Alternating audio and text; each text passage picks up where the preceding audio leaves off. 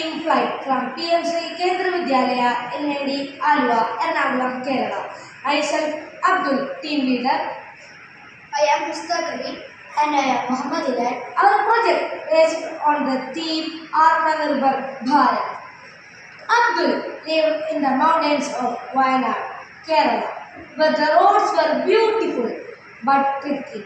He knew every curve of the steep, winding road that led to his school, but he also knew the worry in his parents' eyes every time the radio reported a fog or a sudden landslide.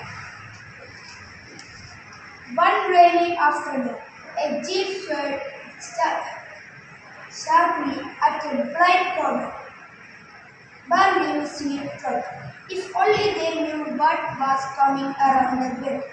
He muttered, rushing into the warm bright glow of his school attending lab. We thought of a plan and showed this plan to Mr. Agha, our ATL mentor.